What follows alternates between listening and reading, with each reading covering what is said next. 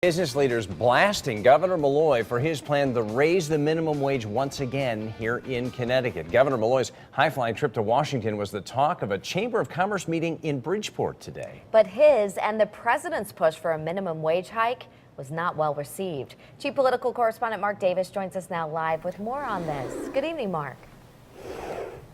Yeah, it doesn't look that way. Good evening, Ann and Darren. Good evening, everyone from the Hartford newsroom.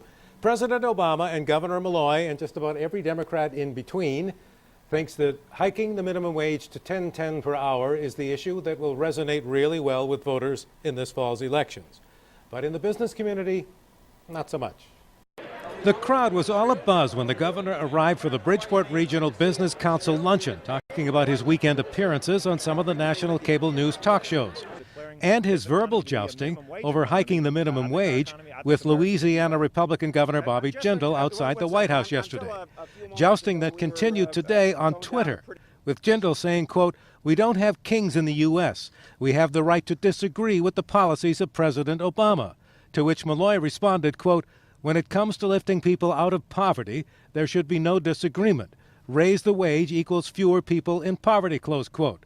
Jindal shot back with, "Fewer people in poverty, question mark? The Congressional Budget Office says it will cost 500,000 people their jobs. We can do better than Obama's minimum wage economy," close quote. But it appears that the majority of this group agrees with the governor of Louisiana, not Malloy.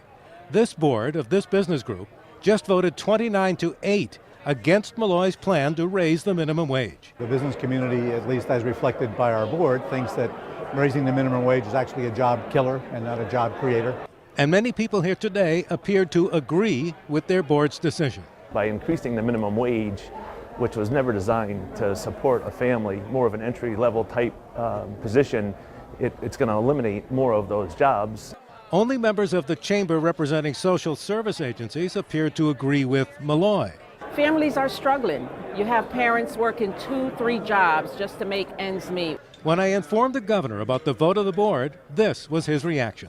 It tells me that people are making a lot more than $404. Don't think that other people should make $404. That's what it tells me. You think they're out of touch, the board of this chamber? I don't listen. I don't want to say that they're out of touch. The governor also said today that he believed the only people at that event today who were making minimum wage were the people waiting on the tables. And one of the people waiting on the tables told me, quote, "It's long overdue." Live from the Hartford newsroom, Mark Davis, News 8.